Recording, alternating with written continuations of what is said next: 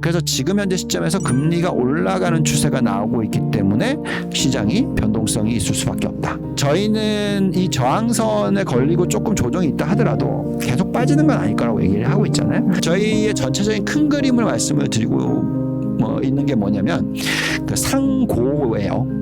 상고. 6월 말까지의 숫자로 놓고 봤었을 때 계속 상승하는 주기일 거라는 거죠.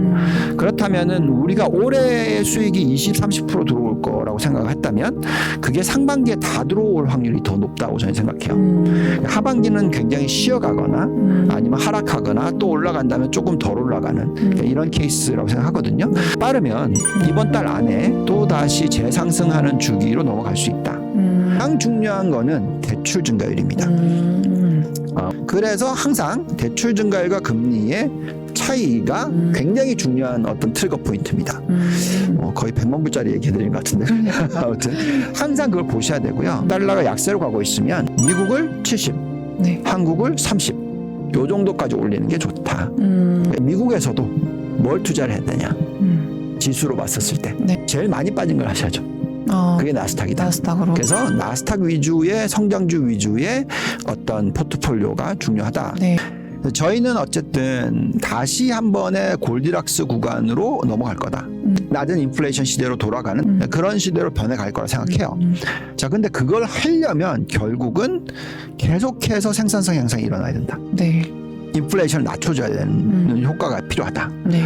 그걸 해주는 가장 대표적인 산업군이 뭐냐?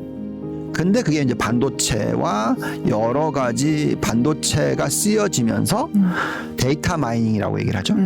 또는 뭐 AI라고 얘기를 할 수도 있고. 그래서 그쪽은 계속 인플레이션을 낮춰주는 효과, 임금 상승률을 낮춰주는 효과를 가지고 올 거라는 겁니다.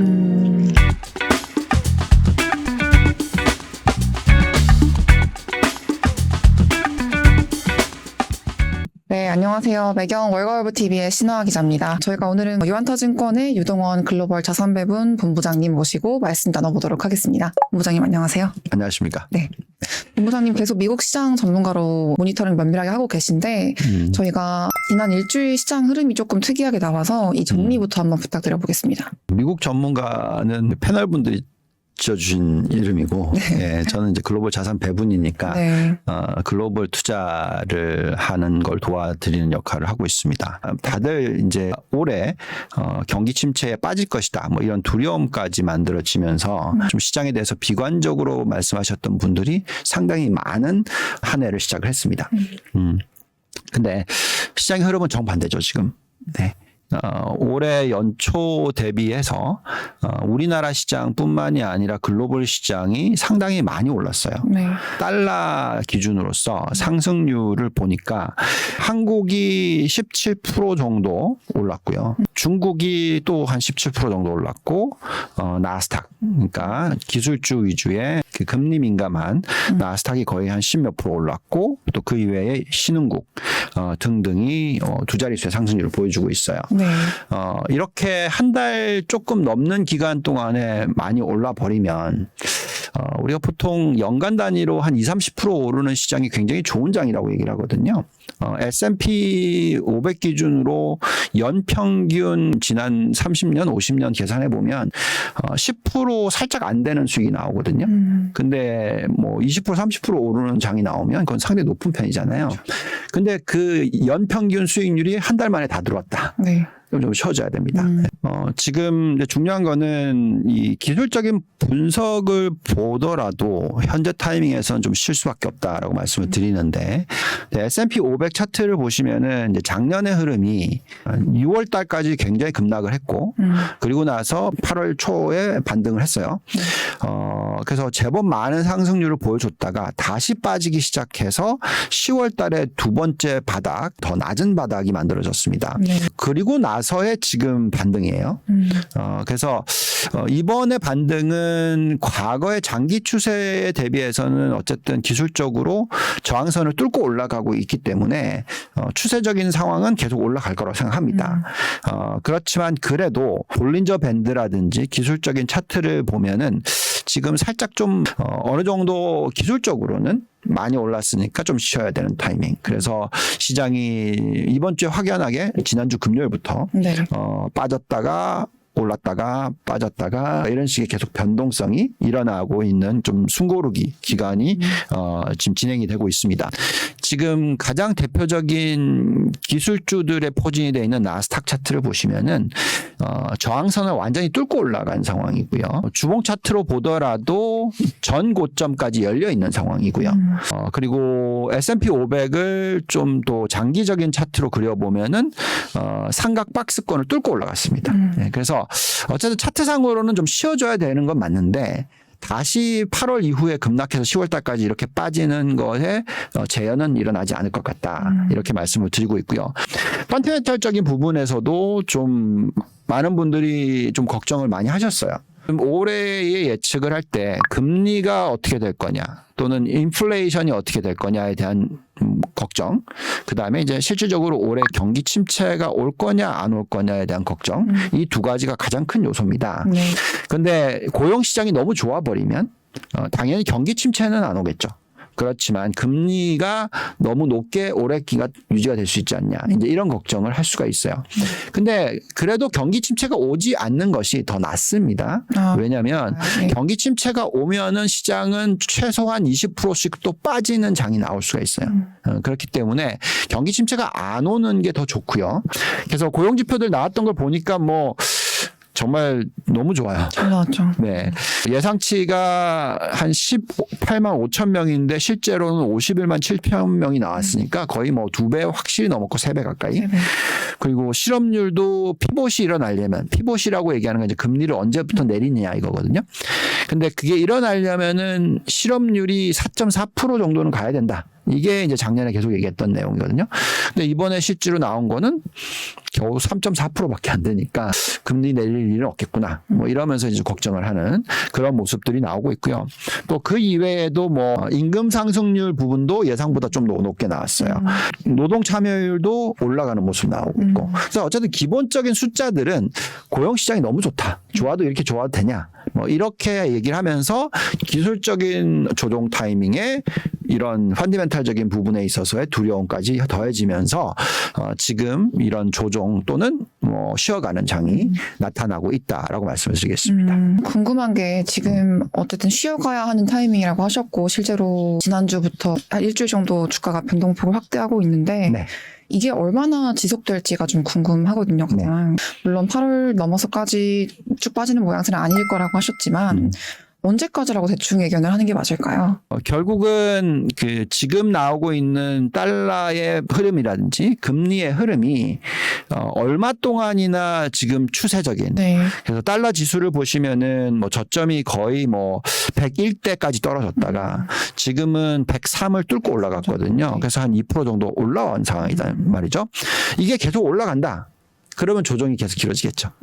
근데 그게 아니라 어느 정도의 또 저항선에 부딪히고 나서 또 다시 달러가 약세로 간다. 그러면 시장은 또 올라갈 수가 있습니다. 그리고 마찬가지로 금리도 마찬가지예요. 이 올라가는 추세가 계속 나오면 시장은 좋을 수가 없겠죠. 네. 그래서 지금 현재 시점에서 금리가 올라가는 추세가 나오고 있기 때문에 시장이 변동성이 있을 수밖에 없다. 신 기자님께서 여쭤보신 게 언제까지 정답이 없어요. 그 추세가 언제 멈추느냐에 따라서 바뀔 건데 근데 저희는 이 저항선에 걸리고 조금 조정이 있다 하더라도 계속 빠지는 건 아닐 거라고 얘기를 하고 있잖아요. 저희의 전체적인 큰 그림을 말씀을 드리고 있는 게 뭐냐면 그 상고예요. 상고. 6월 말까지의 숫자로 놓고 봤었을 때 계속 상승하는 주기일 거라는 거죠. 그렇다면은 우리가 올해의 수익이 20, 30% 들어올 거라고 생각했다면 그게 상반기에 다 들어올 확률이 더 높다고 저는 생각해요. 하반기는 굉장히 쉬어가거나 아니면 하락하거나 또 올라간다면 조금 덜 올라가는 그러니까 이런 케이스라고 생각하거든요. 빠르면 이번 달 안에 또 다시 재상승하는 주기로 넘어갈 수 있다. 실적이 지금 거의 다 발표가 발표가 되고 나면 경기에 대한 예상치 또 앞으로의 전망 이런 부분들이 좀 더 많이 조정이 되겠죠. 그래서 올해 전체 상고로 보고 있어서 현재 시점에서 이렇게 조정이 일어나는 것이 어떻게 보면 이제 기다리는 게 아니고 네. 좀 투자의 기회를 살려야 되는 그런 타이밍이다라고 말씀을 드리고 있습니다. 오히려 지금처럼 조정을 받았을 때. 네. 네. 그러면 하반기는 하저인가요? 아니면 하중이라고 해야 할까요? 뭐라고 표현을 해야 될까요? 금리에 대한 어떤 의구심이 있고 또 경기 침체에 대한 의구심이 두 개가 같이 상존하고 있어서 네. 이 두 개가 어떻게 되느냐에 따라서 네. 하저가 될지 하중이 될지 하고가 될지가 결정이 되겠죠. 네. 그럼 이제 금리가 미 연준이 계속 5%대를 유지시키고 있고 그러면 이제 장기 금리가 더 떨어지지 못하겠죠. 근데 3.5% 정도 수준에서 끝나면 괜찮아요. 네. 근데 그게 아니라 최근처럼 이렇게 올라가기 시작해서 단기 금리, 미 연준 금리만큼 또 다시 올라간다. 이러면 시장은 당연히 하반기가 하저입니다. 네. 예, 그래서 그 금리가 어떻게 될지에 대해서 판단해야 되고요. 그럼 그 금리가 어떻게 될지 판단하는 것 중에서 가장 중요한 요소는 뭘까요? 당연히 인플레이션이겠죠. 네. 예. 그래서 물가가 지금 보시면은 떨어지고 있는 추세이고 하반기로 갈수록 물가가 더 떨어질 거라고 예측을 하고 있어요. 네. 그래서 어느 정도까지 빠지느냐에 따라서 미 연준이 얼마의 금리에서 유지를 시킬지 또는 떨어뜨릴지가 결정이 되겠죠. 그래서 결국 인플레이션이 얼마나 더 빠질 거냐 연말까지. 근데 이제 저희는 연말까지 걱정은 하지 않아요. 결국은 3%대까지는 떨어질 거라고 생각합니다. 제가 걱정하는 건 오히려 내년이죠. 내년이나 뭐 내후년 정도. 과거에 1940년대부터 50년대 이 사이를 보시면 인플레이션이 막 널뛰기를 해요. 그러니까 한 번으로 끝나지를 않아요. 항상 이렇게 더블로 튀는 모습이 나왔었기 때문에 이번은 이제 확 튀어서 떨어지기 시작하고 있는데 이게 떨어지겠죠 다. 네. 그러고 나서 또 다시 올라갈까봐 요게 들어오면은 시장은 저러 가는 거죠. 네, 그래서 그거에 대한 인플레이션 숫자를 계속 요의주시하셔야 되고 그 인플레이션에 영향을 미치는 여러 가지 요소들, 네. 뭐 그게 임금 상승률이 됐던, 그게 고용 시장이 됐던, 뭐 아니면 원자재 가격의 변화라든지, 뭐 공급망 차질이라든지 뭐든 간에 여러 가지 요소들이 있을 텐데 네. 그것들을 보면서 다시 한번 인플레이션이 올라갈지에 대한 판단을 하반기에는 하셔야 되는데 어쨌든 하반기 내내 나오는 숫자는 계속 빠지는 숫자일 거예요. 그렇기 때문에 저희는 시장은 상고하저로 가지는 않고 네. 상고 뭐 하중 정도 내지 상고 하고도 갈 수 있는데 그 폭은 좀 적을 거다. 그런 상황이 될 거다라는 거고요. 또 중요한 거는 당연히 경기 침체이겠죠. 만약에 경기 침체가 생각보다 빨리 온다. 그러니까 무슨 얘기냐면 금리를 지금 왕창 올려놨어요. 미 연준이. 근데 미 연준은 계속해서 금리를 안 내리겠다고 얘기를 하고 있잖아요. 네. 만약에 근데 금리를 인플레이션이 떨어지고 있는 속도가 이제 나오고 있지만 당장 막 하반기에 들어갔는데 내리기 시작해요. 그거는 지금 미 연준이 얘기하는 것보다 훨씬 빠른 템포잖아요. 네. 근데 그거를 어떻게 해석하느냐가 중요한데 어쩔 수 없이 경기가 예상보다 안 좋구나로 해석할 수밖에 없어요. 근데 저희는 근데 경기 침체가 그렇게 빨리 올 것 같지가 않아요. 네. 그래서 미 연준이 금리를 빨리 내릴 것 같지 않고요. 아주 천천히 내릴 거고 인플레이션이 금리보다도 낮아지는 걸 먼저 보고 그리고 나서 내리기 시작해야지 시장에 어떤 쇼크를 안 주는 거죠. 하반기에 경기가 어떻게 되느냐에 따라서 또 추가적으로 시장의 흐름이 결정이 날 거예요. 그것도 우리가 좀 지켜봐야 된다는 거죠. 금리, 인플레이션 수치를 잘 봐야 한다고 하셨는데 네. 여러 가지 말씀하셨잖아요. 뭐 고용지표도 봐야 되고 물가, 임금 상승률도 봐야 하고 물론 중요하지만 네. 그 중에서도 특히 더 좀 주의 깊게 봐야 할 지표가 있다면 네. 개인 투자자들이 어떤 게 있을까요? 최근에 제가 해외 투자 관련해서 많은 강의를 해오면서 많은 분들께서 이 장단기 금리 차 얘기를 많이 하세요. 네. 예. 그래서 장기와 단기의 금리 차이가 역전이 되는 현상이 일어나면 이게 이제 문제거든요. 근데 그게 문제라고 얘기하기에는 좀 힘들어요. 이 장단기 금리 차를 가지고 무조건 경기 침체가 온다라고 생각할 수는 없어요. 네. 뭘 봐야 되냐면 사실은 장단기 금리 차가 역전이 됐을 경우에 단기로 금리를 운용을 하는 것보다 장기로 금리를 운용하는 것이 더 낫기 때문에 네. 대출을 안 해주려고 하는 거죠. 장기 대출을. 그렇죠. 그래서 대출 증가율이 빠르게 떨어져 버리면 그게 바로 경기 침체라고 연결이 돼요. 예를 들어서 갑자기 직장을 잃었어요. 네. 근데 대출이 있어요. 그럼 은행이 보고 나서 저분이 직장을 잃었네. 대출 회수해야지. 그러면 이제 어떻게 되죠? 망하는 거죠. 큰일 나겠죠. 네. 그러면 소비하실 거예요? 못하죠. 네. 그러면 어떻게 됩니까? 경기가 침체. 그렇죠? 그래서 결국 가장 중요한 거는 대출 증가율입니다. 우리가 장단기 금리 차에 대해서 그렇게 많이 들여다보는 이유는 네. 보통 과거의 역사상 장단기 금리 차가 역전이 되면 은행이 몸살이기를 하고 은행이 몸살이기를 하면 대출 증가율이 급락을 하고 대출 증가율이 급락을 하면 경제 성장률이 급락을 한다. 이게 쭉 연결되는 겁니다. 그래서 장단기 금리 차와 경기 침체 이게 A 이꼴 B 이게 아니고 A, B, C, D가 경기 침체 이렇게 되는 거죠. 그래서 중간에 일어나는 형성되는 요소들을 봐야 되는데 네. 가장 핵심 포인트가 뭐냐? 대출 증가율이 증가율. 금리보다 떨어져야 돼요. 낮아져야 됩니다. 왜 그럴까요? 네. 한번 생각해 보세요. 예를 들어서 제가 A라는 사람인데 그래도 직장은 있어요. 그래서 이자를 갚아낼 수 있는 능력이 있다라고 생각을 했어요. 근데 이제 소득이 계속 더 늘어나는 케이스가 아니고 그냥 일정하게 한정적으로 딱 정해져 있다고 칩시다. 이자를 갚아야 되는 게 내가 대출을 더 일으켜서 이자를 갚는 케이스다라고 생각하신다면 금리가 예를 들어서 5%다. 그러면 내가 대출을 5%로 늘리면 이자를 갚을 수가 있는 거잖아요. 근데 만약에 대출 증가율이 내가 5%를 더 못 빌리면 금리보다 더 낮아지면 그럼 디폴트가 일어나겠죠. 그래서 항상 대출 증가율과 금리의 차이가 굉장히 중요한 어떤 트리거 포인트입니다. 거의 100만 불짜리 얘기해드린 것 같은데. 아무튼 항상 그걸 보셔야 되고요. 제가 은행 애널리스트를 오랫동안 했기 때문에 그게 첫 번째 시그널이에요. 금융이 안 좋아질 수 있는 가능성은. 그래서 금리와 대출 증가율을 같이 보시면서 판단하시는 게 중요하겠고요. 근데 어쨌든 지금은 전혀 그렇지가 않아요. 그러니까 예금이 많이 감소를 했고 예금이 안 늘어나고 있는 건 사실이에요. 왜냐하면 미 연준이 그렇게 금리를 올리고 있고 유동성을 회수하고 있으니까. 그러니까 예금이 안 늘어나는데 대출이 마냥 늘어날 수는 없잖아요. 그렇기 때문에 2007년, 2008년 금융위기가 터진 거거든요. 왜냐하면 예금에 있는 것만큼 대출을 이미 해준 상태야. 그러니까 더 이상 예금이 안 늘어나니까 대출을 못 늘리는 거죠. 이게 위기입니다. 근데 지금은 예금이 있는 것보다 대출을 요만큼만 해줬어요. 예금 수준까지 올라갈 때까지 10%의 성장률을 3년 동안 할 수 있어요. 복리로. 그래야지 더 이상 대출을 못 해주는 시기까지 가는 거죠. 시간적인 여유가 있다는 얘기입니다. 거기에 대해서 보는 것을 예대율로 보는 겁니다. 예금 대비해서 대출을 얼마나 해줬느냐.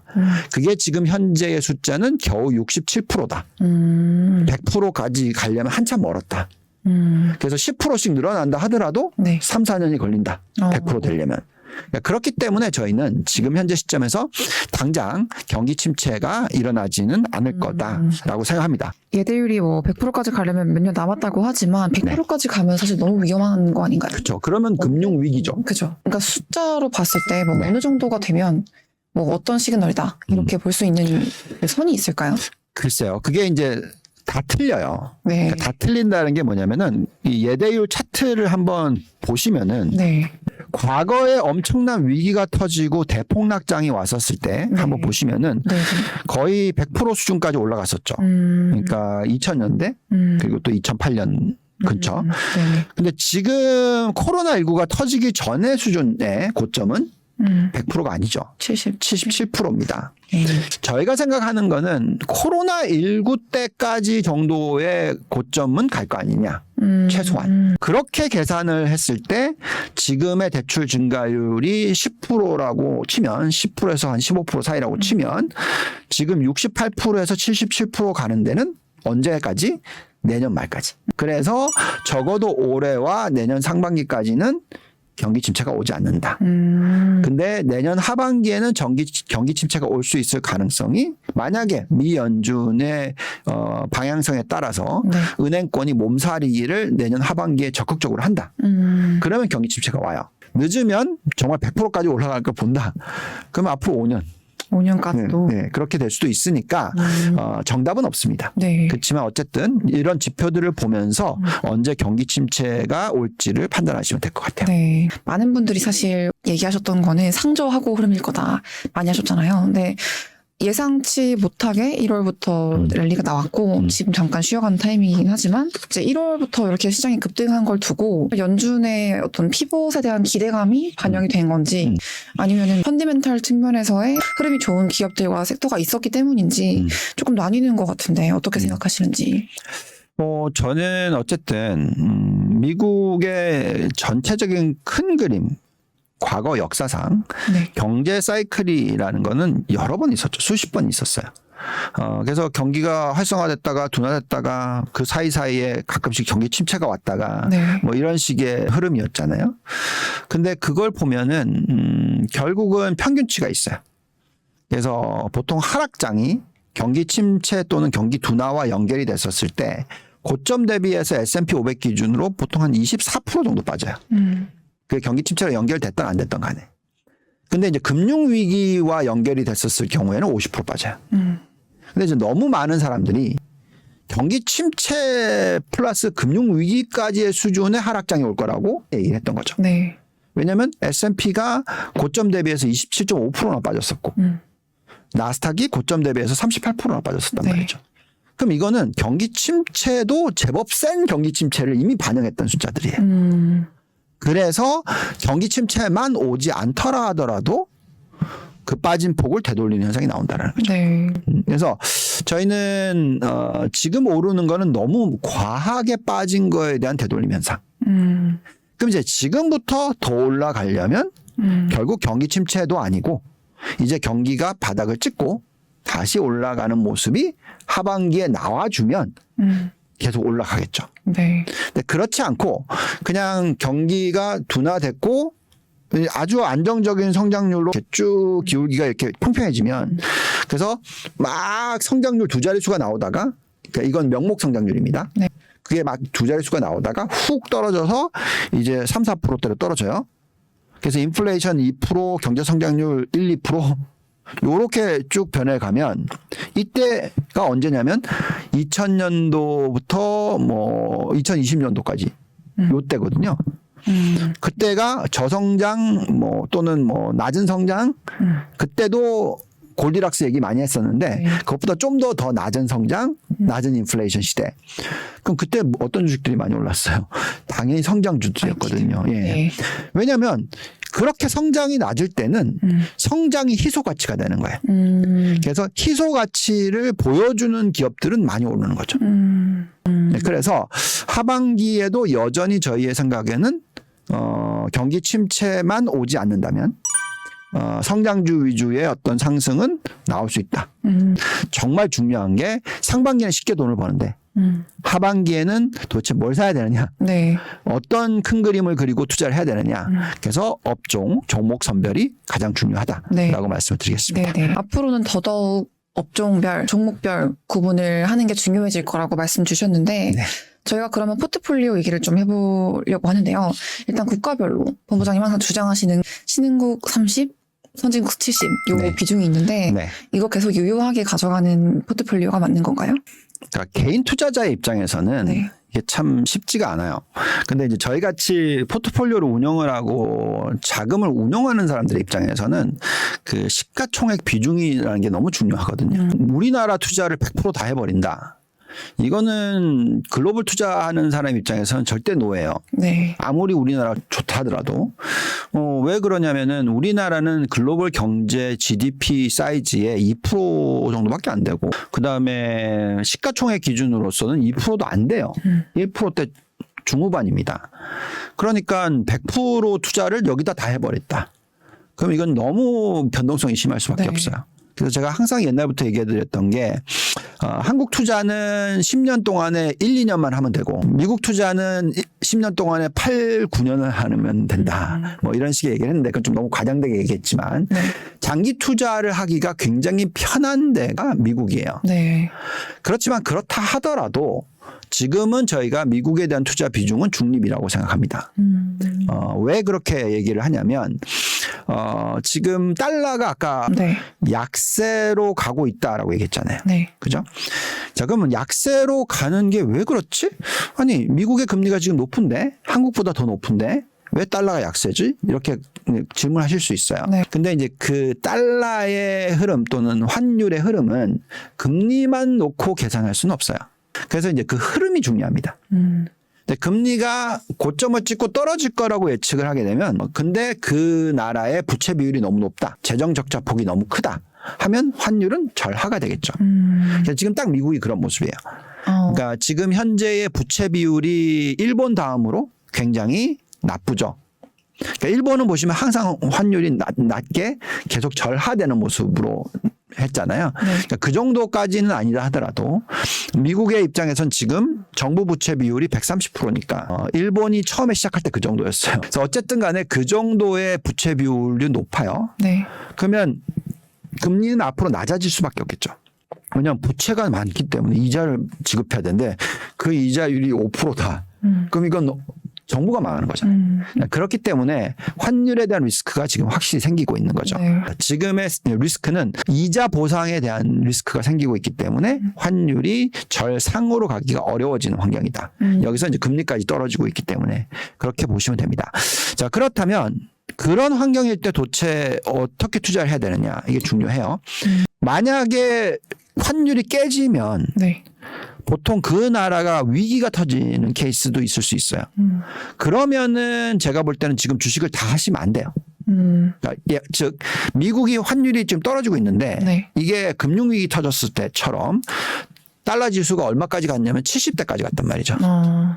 지금 거의 120 근처까지 갔다가 네. 지금 110대까지 떨어졌죠. 그럼 이게 또 70까지 간다. 이거는 지금 만약 그런 모습이 앞으로 나올 거다. 네. 그러면 다 주식 던지셔야 돼요. 왜냐하면 미국이 못 받쳐주는 거니까. 근데 그게 아니라 천천히 절하가 되는 모습이다. 달러 강세가 아니라. 그러면은 신흥국이 좋아요. 왜냐하면 미국 소비도 좋고 글로벌리 다 좋고 기업 실적도 나쁘지 않고 그래서 신흥국 쪽에 대한 투자 비중도 적극적으로 가져가셔야 되는 거거든요. 그래서 지금 시가총액 기준으로 계산했었을 때 선진국이 전체 글로벌 포트폴리오의 약 80% 정도 돼요. 네. 그리고 신흥국이 약 20% 정도 됩니다. 네. 그러면은 그냥 딱 포트폴리오를 시가총액 기준으로만 투자를 하면 그냥 딱 정확하게 80% 선진국, 네. 미국 포함 20% 신흥국 이렇게 투자하시면 돼요. 네. 그럼 이제 우리의 입장에서 미국의 80, 한국의 20 요 투자 전략을 쓰면 돼요. 네. 그렇지만 말씀드린 대로 달러가 약세로 가고 있으면 그것보다는 신흥국을 좀 더 많이. 그러면 어떻게 저희 생각하냐면 만약 그냥 한국과 미국만 투자를 하신다면 미국을 70, 네. 한국을 30. 요 정도까지 올리는 게 좋다. 이렇게 얘기를 하는 게 7대3 전략입니다. 근데 이제 여기서 그럼 한 미국과 한국만 투자하긴 또 그렇잖아. 그럼 우리 또 딴 거 좀 투자해보자. 네. 이런 분들도 있으실 거 아니에요. 네. 그러면은 이제 그 30%의 신흥국을 나누는 거죠. 그래서 중국에서 얼마, 뭐 한국에서 얼마, 그 다음에 또 대만에서 얼마. 근데 이제 이거는 전부 다 너무 아시아권이잖아요. 네. 올해는 인플레이션이 떨어지는 가운데서 경기 침체는 안 온다. 그럼 어떻게 되죠? 마진이 확보가 되기 시작하죠. 네. 그럼 제조 강대국들이 좋아지겠죠. 그렇기 때문에 한국, 중국, 대만이 중요해지는 거고 여기서 이제 한 발짝 더 나아가면 뭐 베트남 정도 이렇게 지금 말씀을 드리는 거고 그리고 시가총액보다는 더 많이 신흥국에 대해서 투자를 해야 된다. 자, 그다음에 그러면 이제 선진국도 투자를 아예 안 할 수 없거든요. 네. 왜냐면 아까도 말씀드렸습니다만 그냥 신흥국만 100% 다 투자하는 건 이건 너무 리스크가 높아요. 네. 혹시라도 선진국이 안 좋으면 어떡해요? 선진국 10% 빠질 때 신흥국은 30% 빠진단 말이죠. 그럼 망하는 거죠. 포트폴리오가. 그래서 그렇기 때문에 선진국을 들고 가셔야 되고 대신에 이제 미국 비중은 항상 장기 투자가 활성화되어 있는 국가니까 전체 포트폴리오의 약 60%가 미국이에요. 시가총액으로 따지면. 네. 그러니까 60% 정도는 미국 투자를 하자. 이렇게 얘기를 드리는데 중요한 거는 근데 그 미국에서도 뭘 투자를 해야 되냐. 지수로 봤었을 때. 네. 제일 많이 빠진 걸 하셔야죠.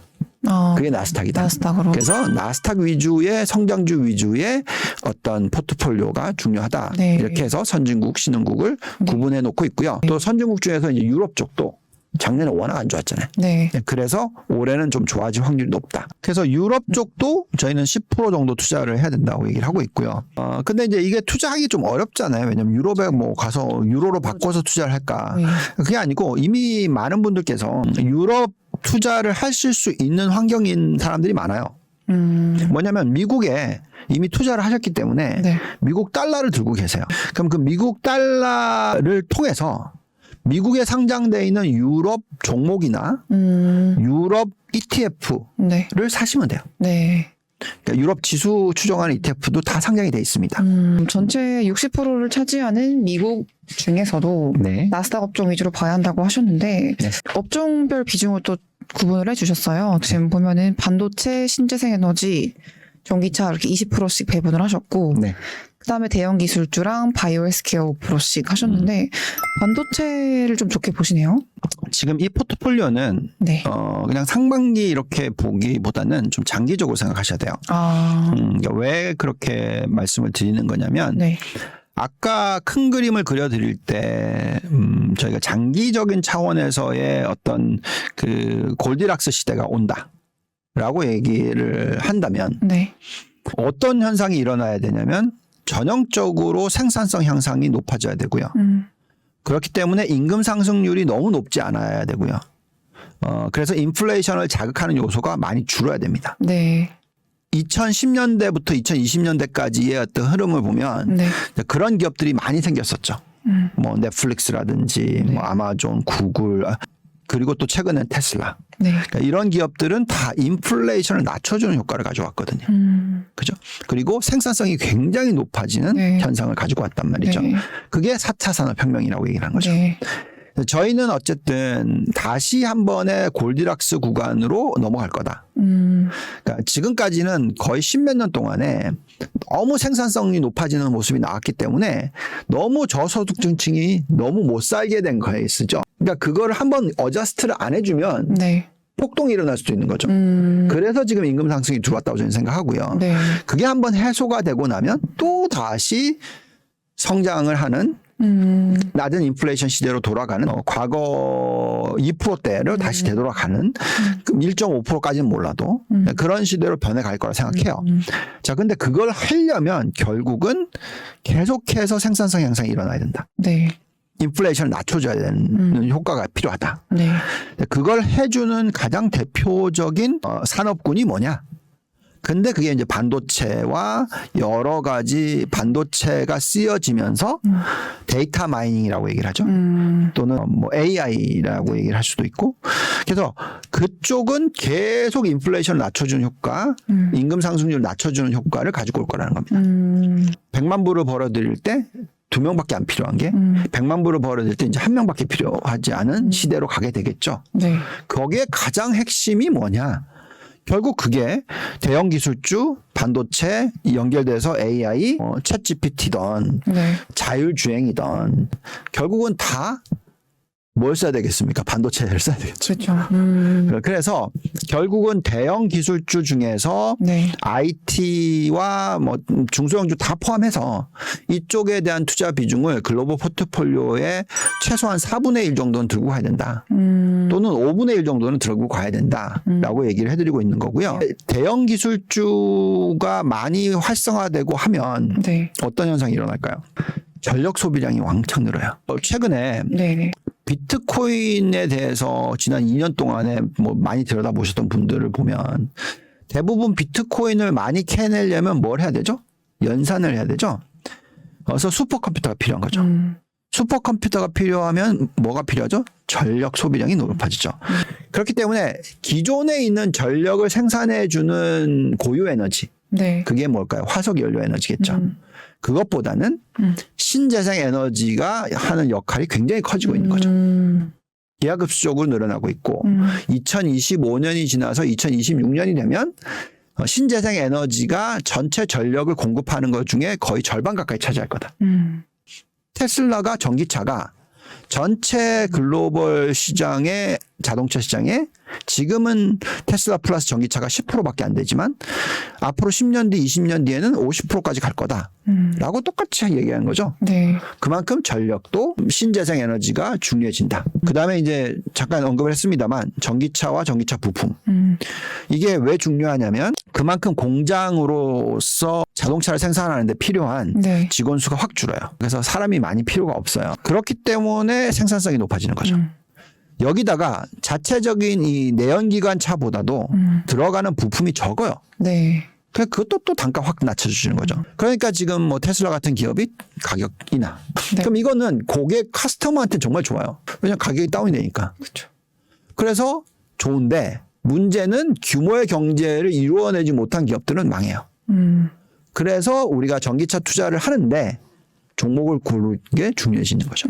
그렇지만 어쨌든 간에 이 산업은 엄청나게 성장을 하겠죠. 네. 단가가 낮아지니까. 네네.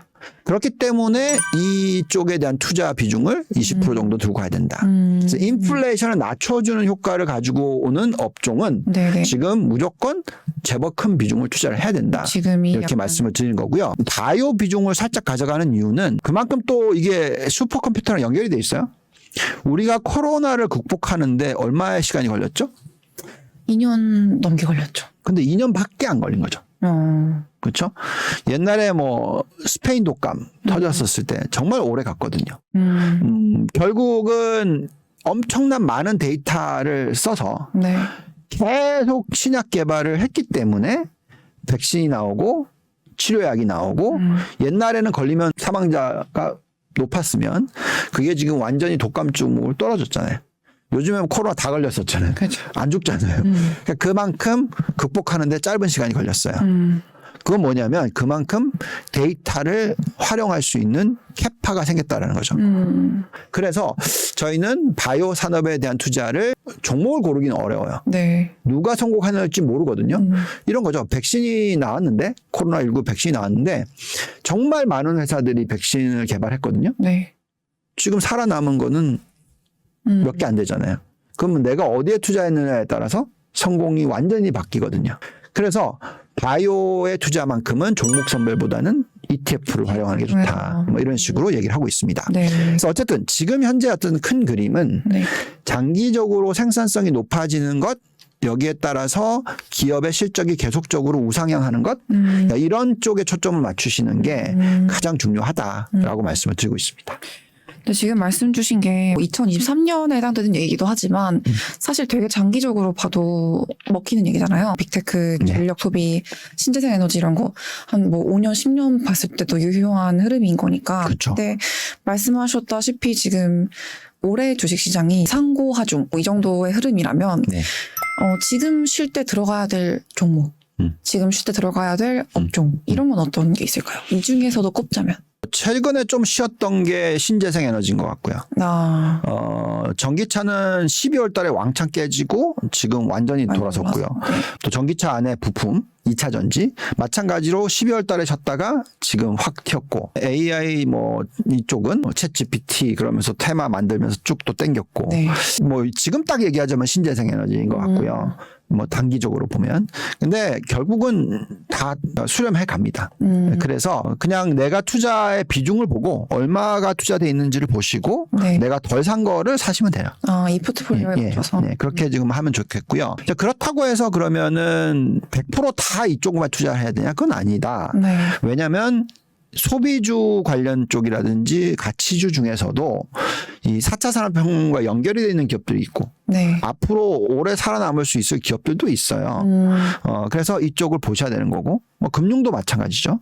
금융의 지금 이익을 전체 S&P 500의 이익으로 계산했었을 때 과거에 이제 그 금융위기 터질 때 2007년 8년도에는 거의 전체 이익의 30%까지 갔었어요. 그래서 주가가 폭등을 먼저 하고 그리고 이제 박살이 났어요. 네. 그래서 이제 금융주에 대한 관심을 가지실 만한 타이밍이긴 해요. 왜냐하면 지금은 전체의 S&P 500의 비중 대비해서 겨우 15%밖에 안 돼요. 그때에 비해서 절반이란 거죠. 네네. 그래서 좀 올라갈 겁니다. 그렇다라는 것은 전체 S&P 500보다는 이익의 증가율이 좀 더 높겠죠. 그래서 이제 일정 부분의 금융을 투자해야 되는 거고요. 네네. 주택 건설도 마찬가지로 미국은 가격이 많이 빠지고는 있으나 워낙 재고가 낮아서 가격 경쟁력이 있는 회사들 같은 경우에는 마진 폭이 높아요. 그래서 이런 회사들이 저평가되어 있는 현상이 나오기 시작한 거죠. 네. 그래서 그런 부분도 좀 투자해야 되는 거고. 네. 그다음에 여행 관련 소비들 네. 이런 쪽에 대해서도 관심을 어느 정도 가지셔야 되는 거고요. 근데 이제 이런 쪽은 좀 단기성 또는 올해 연말까지 뭐 아니면 정말 짧으면 올해 상반기 말까지 이런 패턴으로 네. 투자를 하시고 아까 말씀드렸던 이 성장주 투자에 있어서는 좀 장기 패턴으로 해서 메가 트렌드라고 얘기를 하죠. 네. 네, 그래서 테마성이 아닌 네. 메가 트렌드로서 투자를 하고 그렇습니다. 저희가 시간이 되면 채권이나 뭐 다른 여러 가지 자산군도 말씀 나눠보고 싶은데요. 이미 좋은 얘기 많이 해주셔가지고 오늘 네. 여기까지 듣고 네. 본부장님 다음 달에 또 뵙는 걸로 하겠습니다. 알겠습니다. 네, 고생하셨습니다. 네, 감사합니다. 감사합니다.